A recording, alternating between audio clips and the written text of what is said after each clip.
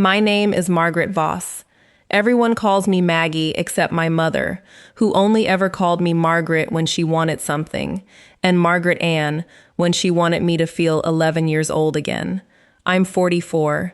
I examine land titles for a living, which means I spend my days reading the quiet paper trail underneath other people's biggest assets, who really owns what, who's lying about it, and where the fraud is buried so carefully that most people never think to look. I tell you that first because it's the only reason this story has an ending instead of just a wound. The lake house sits on 9 acres on the north shore of Comfrey Lake, 2 hours from the town I grew up in, and I bought it 4 years ago with money that came out of the worst year of my life. My ex-husband and I sold the house we'd built our marriage in, split it down the middle the way the mediator recommended, and I took my half and did something nobody in my family understood. I didn't buy a condo close to my mother. I didn't buy something sensible. I drove out to Comfrey Lake on a gray March afternoon, alone, and stood in the frozen yard of a run-down 1970s cabin with a collapsing dock and a leaking roof, and I felt something I hadn't felt in 11 years of marriage. I felt like the house was mine before I'd even made an offer. I paid cash. My name, and only my name, is on the deed. I want you to remember that sentence, because by the end of this story, it is the only sentence that mattered.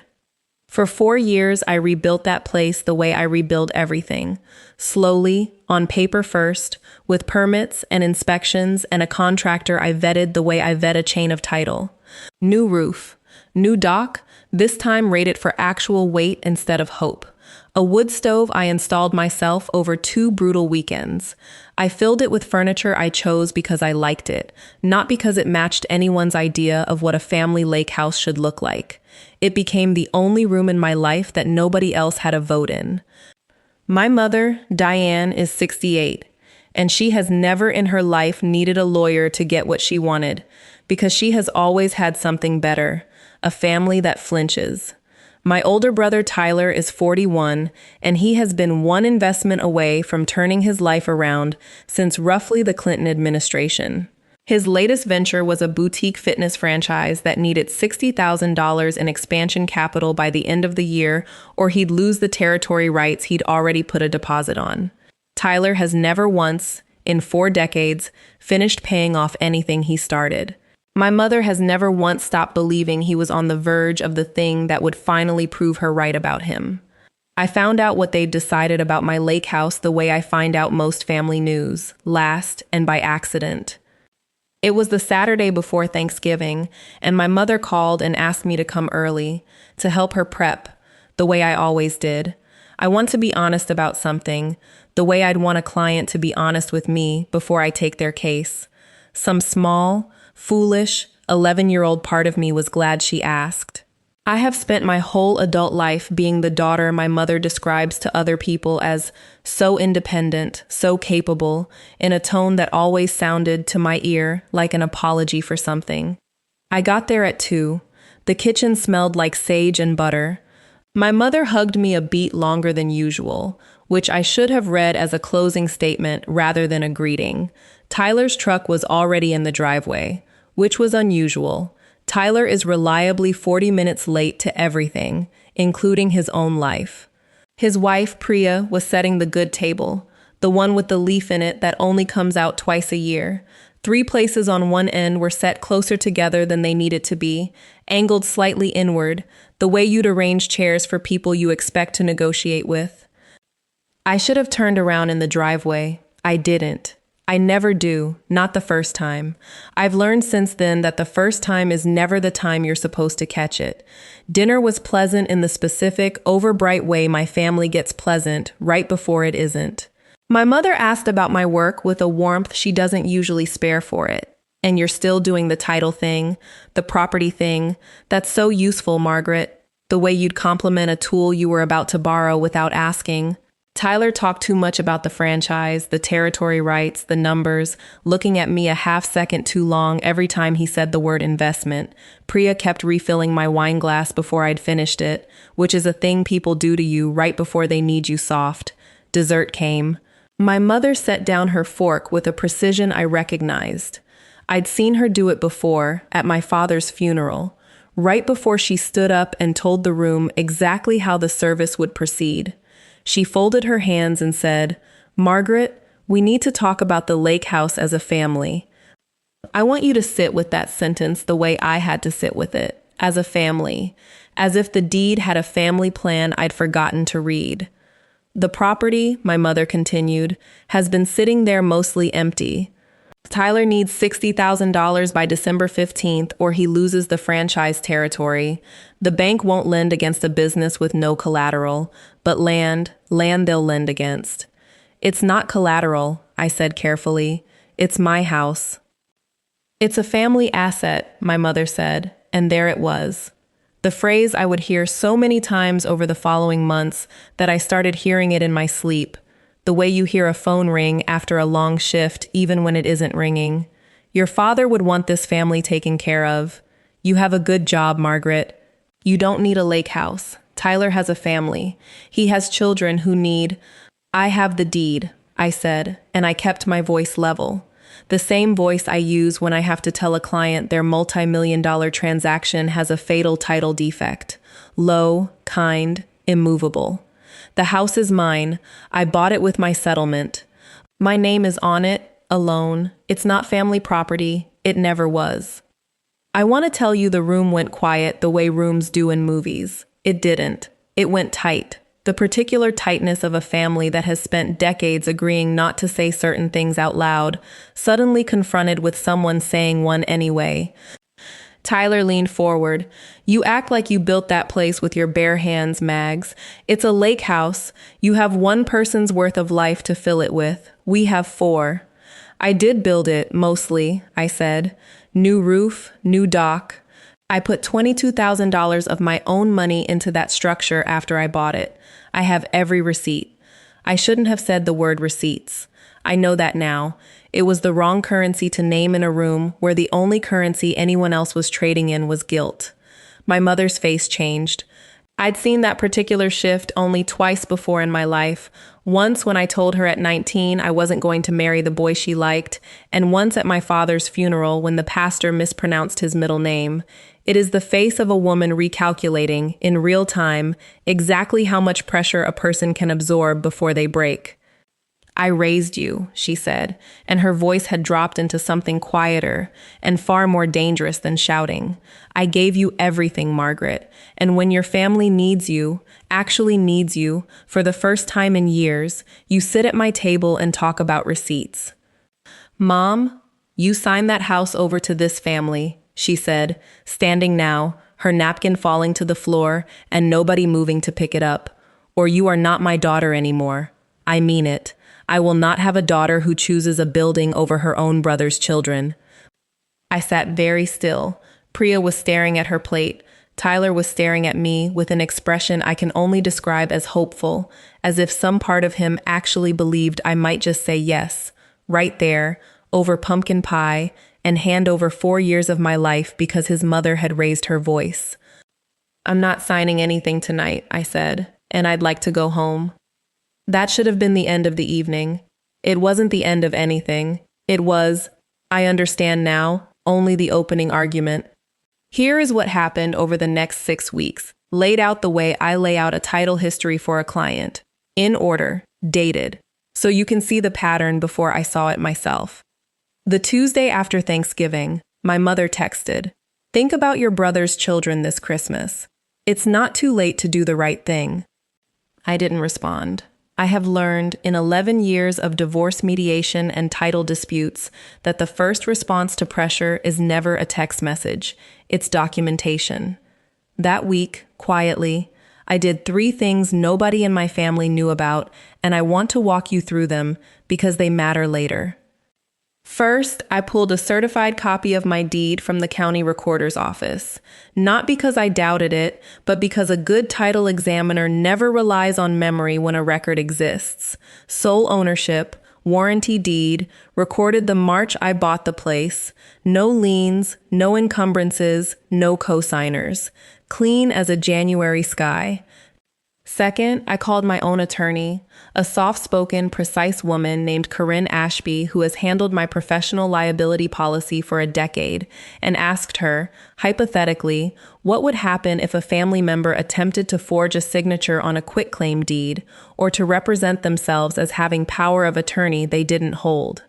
She told me, plainly, that it would be fraud, that it would be criminal, and that most families never actually try it because most families don't have a person in the house who'd recognize it instantly. You'd catch it in the first 30 seconds, she said. Most people wouldn't. Third, and this is the part I still turn over some nights, I placed the property into a revocable trust with myself as sole trustee and sole beneficiary. Not because I expected what came next. I told myself at the time it was simple estate planning, the responsible thing a person in my profession does eventually anyway. I didn't let myself examine the timing too closely. A part of me, the part that reads fraud for a living, already knew. My mother did not call again for 3 weeks. I want you to understand what that silence felt like, because if you've ever been the difficult daughter in a family that specializes in warm, weaponized silence, you already know. It wasn't peace, it was reloading. The call came on a Thursday in mid-December, and it wasn't from my mother at all. It was from a name I didn't recognize, a realtor named Carl Denby, whose voice had the practiced, unbothered cheer of a man who sells houses for a living and has learned not to ask too many questions about why a family is selling. "Miss Voss," he said, "I'm calling to confirm our walkthrough of the Comfrey Lake property for the 14th. Your mother mentioned you'd want to be there for the appraisal, but I wanted to reach out directly since your name's on the listing paperwork."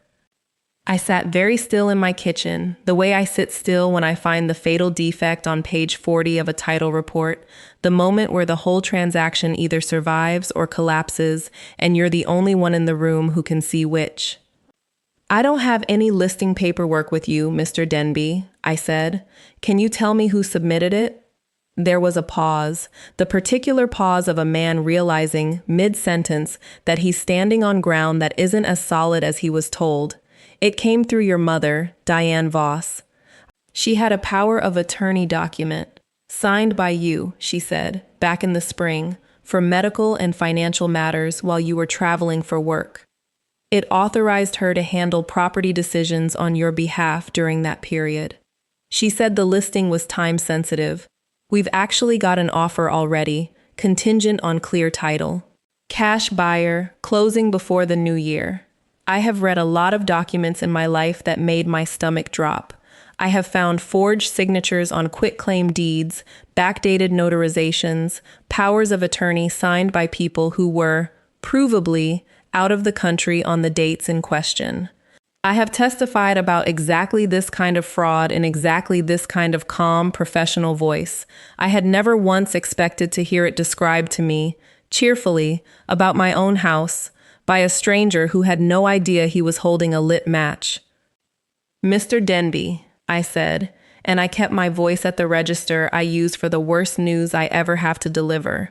Low, kind, immovable. I never signed a power of attorney. I've never been out of the country this year.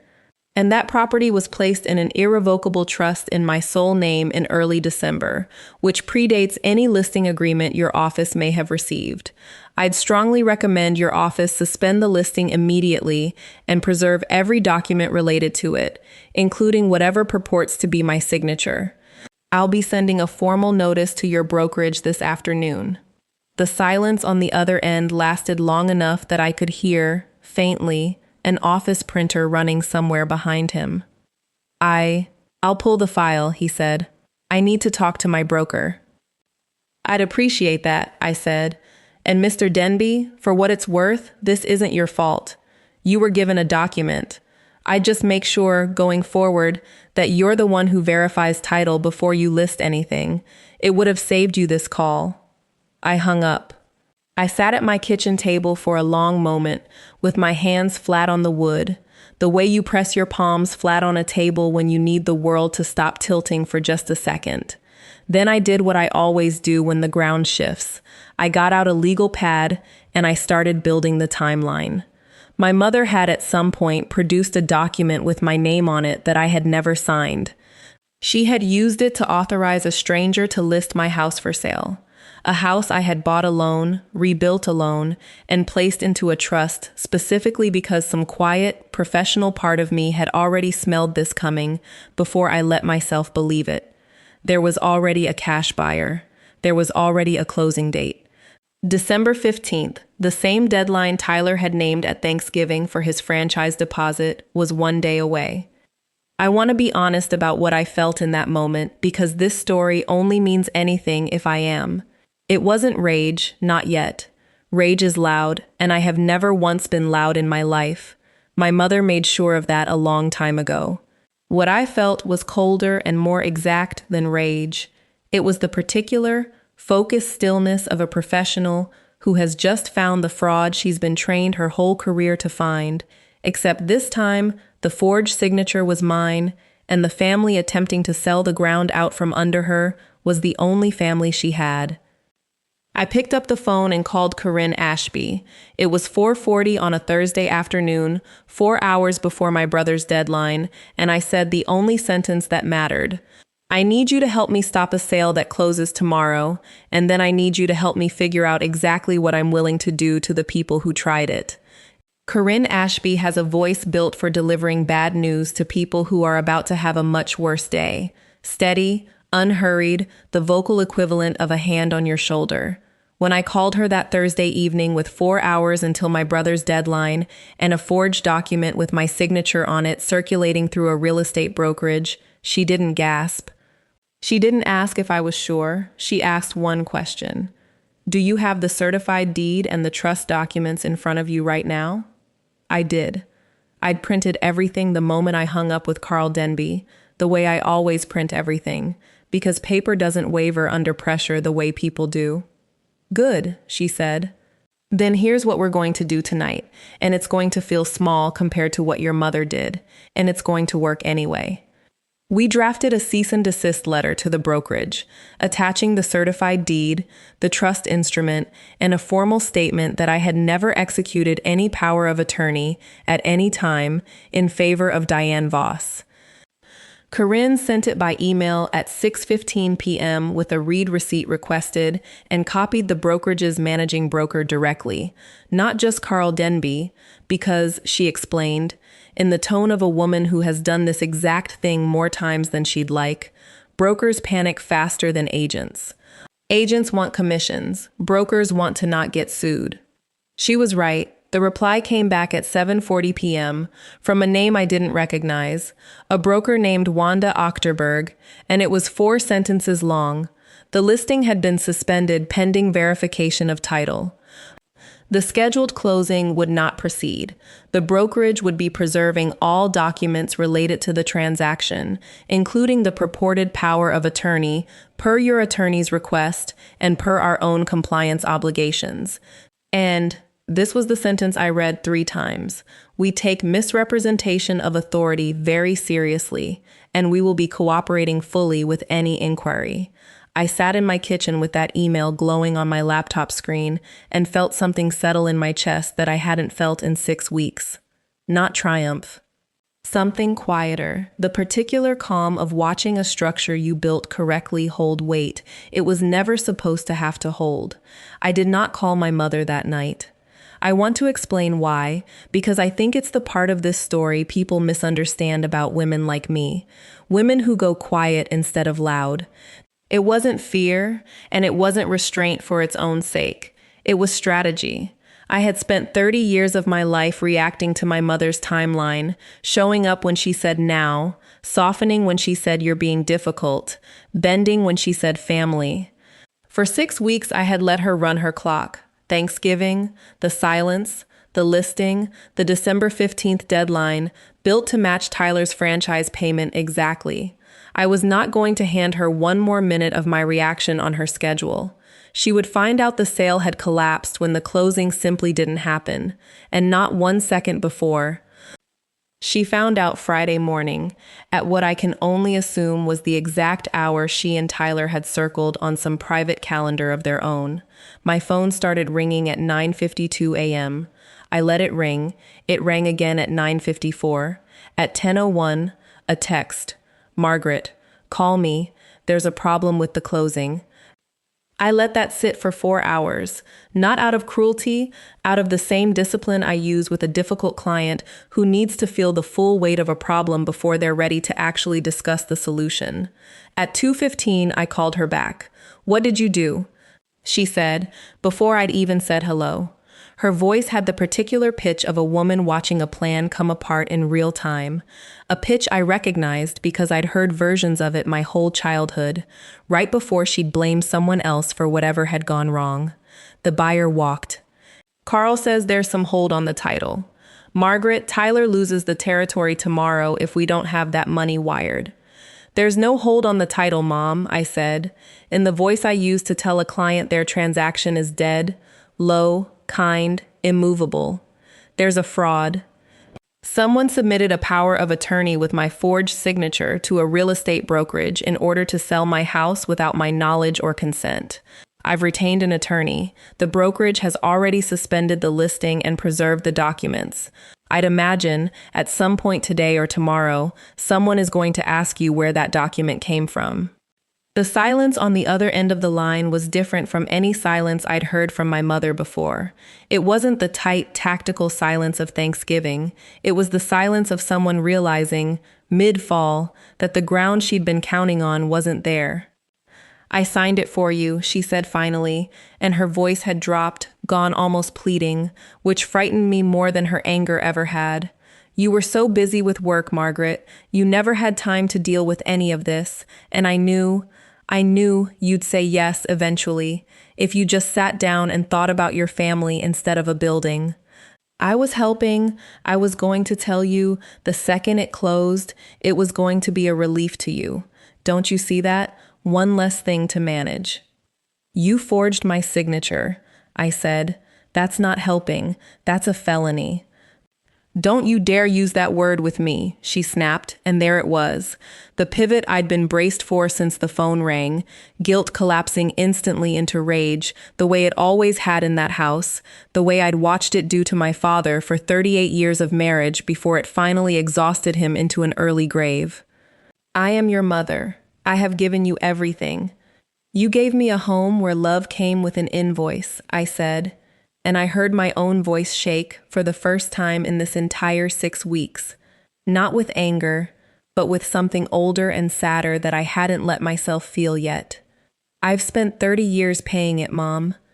Every holiday I planned, every crisis I fixed, every time Tyler needed bailing out and I was the one with the steady job, the good credit, the useful skills, I paid it every single time you asked. This is the first time in my life I've said no to you, and you responded by committing fraud against your own daughter. It's not fraud between family, she said. And I want you to sit with that sentence, because I have, many times since, at 2 a.m, turning it over like a stone with something ugly written on the underside. It's not fraud between family. As if blood was a legal exemption, as if the law simply declined to apply itself inside a house with the right last name on the mailbox. It is exactly that, I said.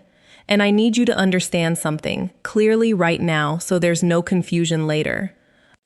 The trust that owns that property has one beneficiary. It's not going to be amended.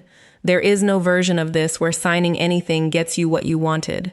What you did wasn't a negotiating position. It was a crime, and I have to decide over the next few days what I'm going to do about that. You would send your own mother to jail over a lake house?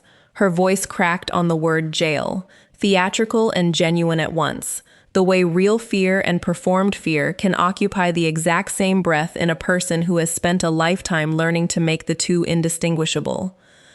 I didn't answer that right away. I want to be honest with you about why.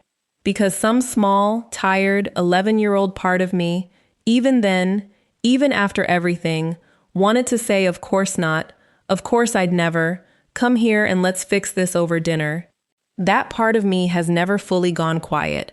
No matter how many title reports I've read, no matter how many frauds I've caught, it's the part every daughter like me carries. The part that still, after everything, wants the invoice to say paid in full, no further collection necessary, you were loved without conditions all along. But I have also spent my career learning that the people who ask, would you really do that to family, are never asking out of remorse. They're asking to find out how much further the line can be pushed before it actually holds. I haven't decided, I said, which was true, but I want you to sit with something tonight, Mom. Tyler's deadline is tomorrow. That was never a coincidence, was it? You built this whole plan around his calendar, not mine. She didn't answer that. She didn't have to. Tyler called 40 minutes later, and where my mother had pleaded, my brother arrived already furious, the particular fury of a man who has spent his entire life being rescued and has therefore never once developed the muscles required to solve a problem himself. You did this on purpose, he said. No hello, no preamble, just the accusation landing first, the way it always did in our family, guilt assigned before facts were established. You knew the deadline, you knew Mags, and you sat on it for 6 weeks just to watch me lose the territory. I found out yesterday that Mom forged my signature on a power of attorney to sell my house out from under me. I said, I didn't sit on anything. I stopped a fraud in progress with about 18 hours to spare. It's not fraud, it's, Jesus. Would you stop using that word? It's family helping family. That's what Mom does.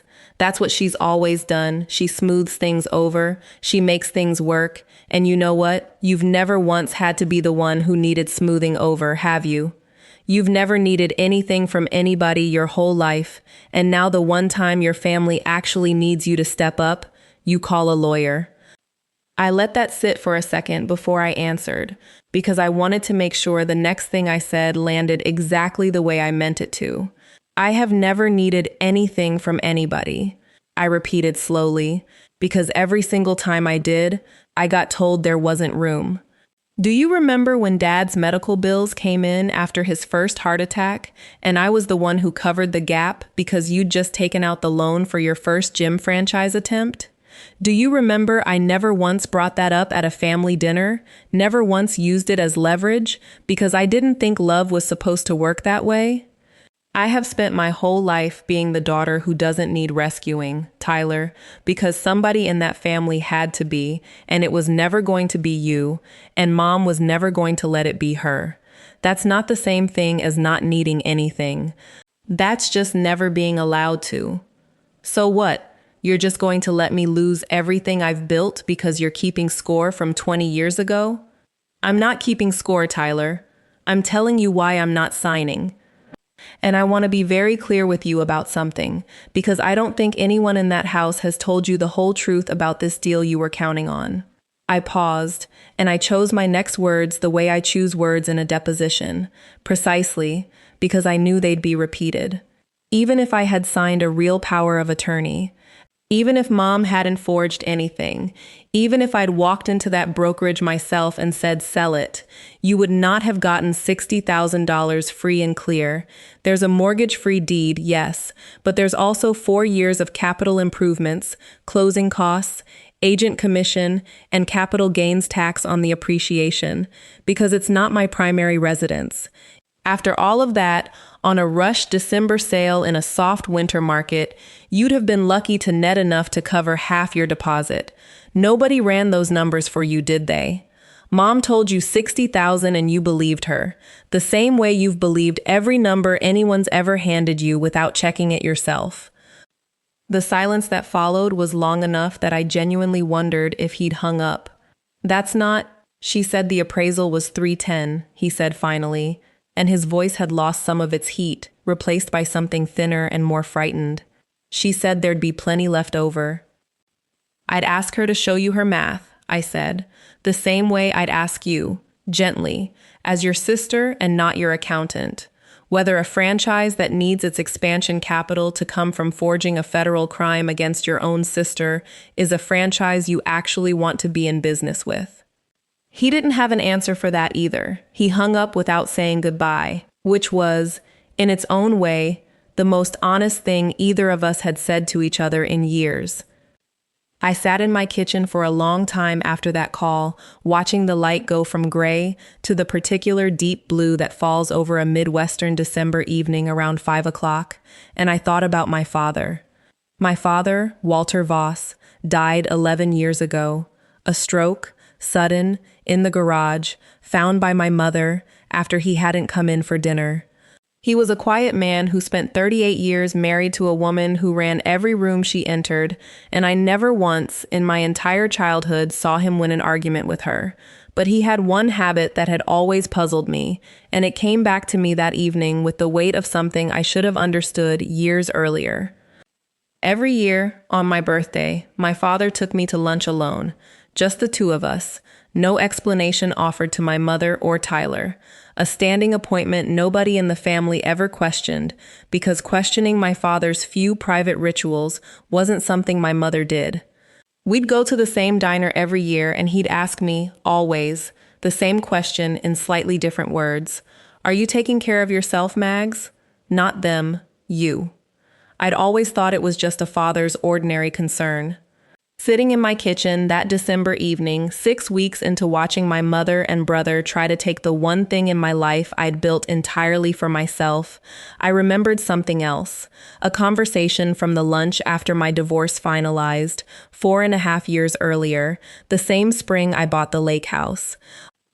Don't tell your mother where you're putting that money, he'd said, stirring his coffee, not looking at me.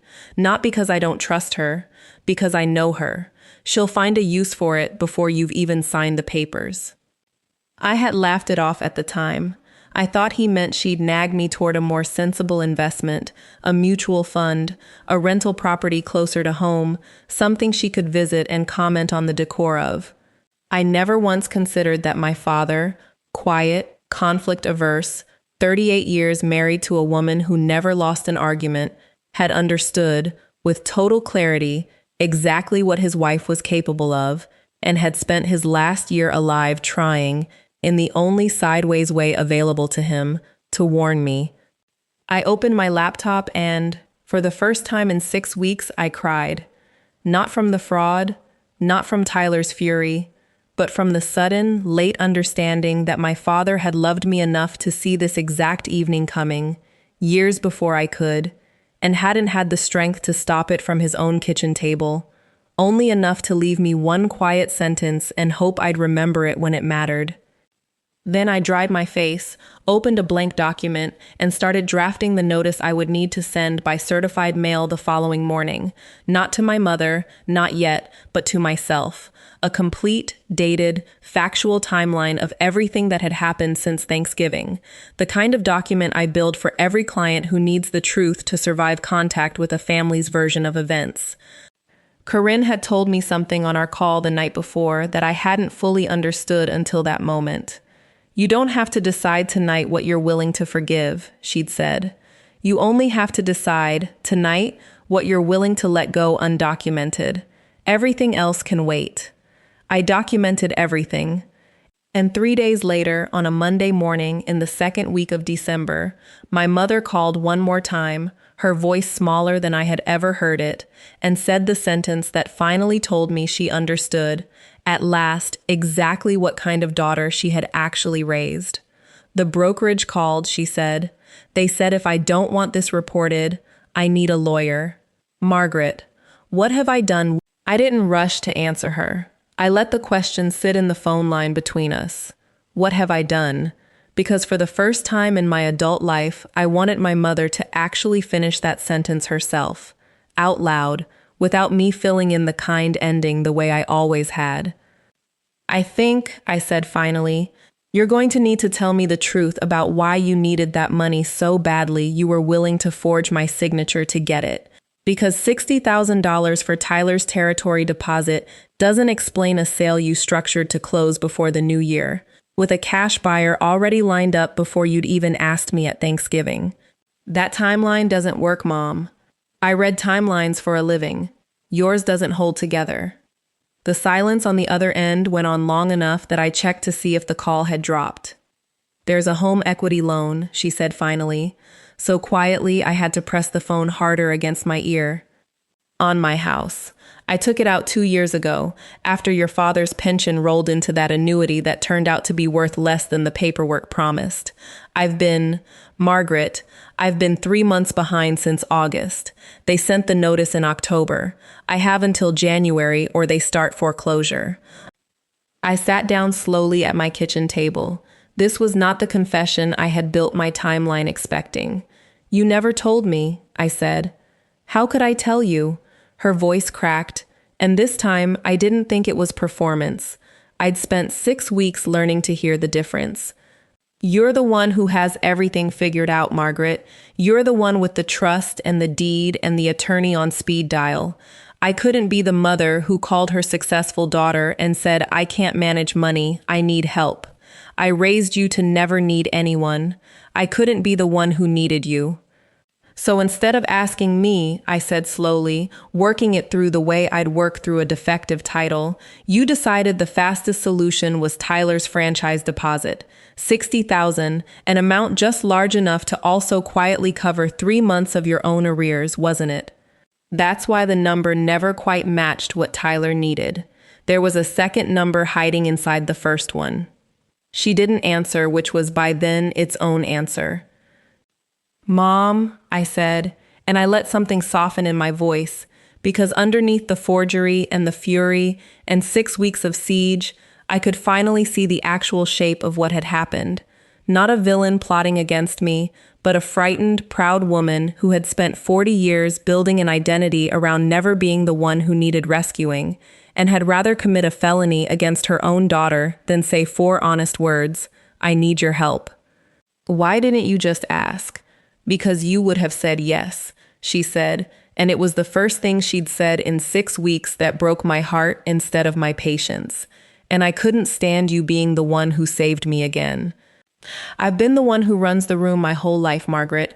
I didn't know how to be anything else with you, so I decided I'd just take it and tell myself it was for the family, so it wouldn't feel like stealing. I want to tell you I forgave her in that moment. I didn't, not fully, not yet. Forgiveness in my family had always moved faster than the facts could support it, and I had promised myself I wasn't going to make that mistake again. But something in me did shift. The fraud was still the fraud.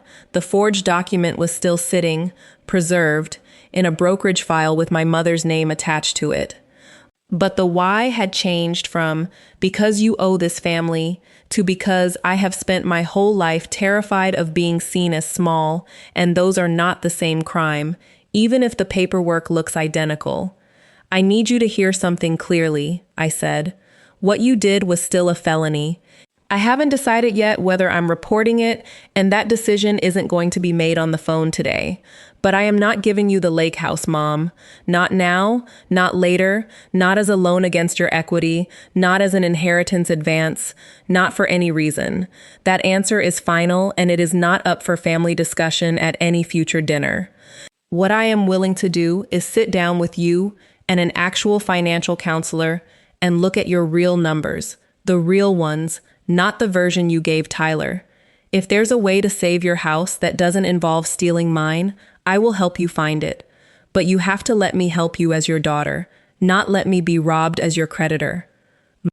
She was quiet for a long moment. You'd still help me, she said, after everything. I'd still help you, I said, because there's a difference between what you did and who I decide to be about it. I learned that from Dad, actually. Took me 11 years to understand what he was trying to teach me. The family meeting happened the second Saturday of January at my mother's kitchen table, not the lake house. I made that condition non-negotiable, and for the first time in this entire story, nobody argued with me about it. My mother had made coffee, but nothing else. No lemon bars, no staged plates, no performance. I brought a folder, thin, 3 documents inside, the certified deed, the trust instrument, and a 1-page summary from Corinne outlining, in plain language, what had actually happened and what my legal options were. I laid it on the table the way I lay every piece of evidence I've ever presented. Flat, squared to the edge, no drama in the gesture because the documents didn't need any. I'm not filing a police report, I said, and I watched something in my mother's shoulders come down half an inch. I want to be honest about why, because it isn't forgiveness exactly, and it isn't weakness. It's that I've decided what I actually want out of this isn't punishment. It's a wall that holds. So here's what holding looks like. I laid out the terms plainly, the way I'd draft a settlement. The lake house stays in the trust, permanently, sole beneficiary, no future family votes on it, ever. That clause was Corinne's suggestion, and I'd had it notarized the week before, closing the door before anyone in that room could try the handle again. My mother's home equity situation would be handled through an actual financial counselor I'd already found, not family money. I would help her navigate it, attend the appointments with her if she wanted, but the checks, if there were any, would come from her own restructured budget and, if needed, from selling assets she actually owned outright, not from mine. And Tyler's franchise deposit was simply not my problem to solve and never had been. A truth I said gently, but said completely, for the first time in both our lives. That's it, Tyler said. You get everything and we just, apologize and move on? I don't need an apology performed at this table, I said. I need one thing, and it's not for me. It's for whichever version of this family exists 10 years from now. I need everyone in this room to understand, permanently, that what's mine isn't a shared account just because I'm the one who's good with money. Being competent isn't the same as being available. I love this family. I have spent my whole life proving that with my time, my money, and my silence. I am done proving it with my silence. My mother didn't argue. She sat with her hands around her coffee cup, and after a long moment, she said quietly, "The only real apology she gave me that whole winter. I spent your whole childhood teaching you to take care of everyone. I never once taught you it was allowed to include yourself. That's on me, Margaret, not just the deed, all of it." Tyler's franchise territory went to someone else in January. He was angry about it for a few months, the way people are angry about consequences they've never had to sit with before. He didn't call much that spring. By summer, he'd taken a management position at an existing gym instead of trying to own one. Smaller, steadier, entirely funded by his own paycheck. And in October, he called me, awkwardly, to ask if I'd look over the lease before he signed it. I did. I didn't charge him.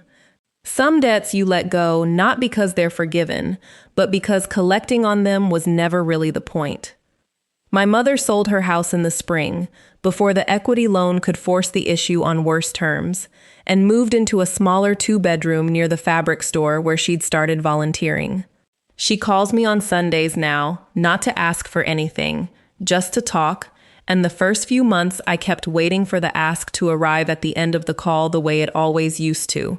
It stopped arriving. I don't know if that's healing or just exhaustion on her part, and I've decided I don't need to know which, only that the calls are lighter than they used to be. This past Labor Day, almost exactly 10 months after the phone call that started all of it, I woke up at the lake house at 6 a.m, made coffee in the kitchen I built with my own hands, and walked down to the dock I paid to rebuild twice. Once from a contractor, and once, more permanently, from a lawyer and a trust document that no family vote will ever touch again. My mother came up for the day in August, invited without an agenda, and sat in a lawn chair on the new deck reading a paperback while I fixed the latch on the screen door. She didn't once mention the house belonging to the family. She asked, instead, if she could come back sometime with a covered dish, just to visit, if that's all right, and I told her that would be all right, because a guest, it turns out, can be welcome in a way a claimant never was. There's a folder in my desk drawer at home that I've never destroyed and never planned to. The certified deed, the trust instrument, the emails from the brokerage, the timeline I built the week everything nearly slipped away from me. I don't keep it out of bitterness. I keep it the way I keep every important document, because the people who love you the most, honestly, are the ones who never once ask you to burn your proof. Being needed is not the same as being loved, and being competent is not the same as being available on demand. It took me 44 years, one forged signature, and a lake house my father quietly tried to warn me about from a diner booth years before he died, to finally understand the difference, and to learn that a woman can love her family completely and still keep the deed, permanently, in her own name. That's my story. One forged document, one trust nobody can touch, and a lake house that finally, fully, belongs to no one but me. If you've ever been the daughter who holds the whole family together and gets asked to hand over the one thing you built for yourself, take this as your permission to say no, calmly, completely, and without apology. If this reminded you of your own ledger, drop a comment and tell me where you're watching from tonight. I read every single one. Hit subscribe if you haven't yet, and I'll see you in the next story.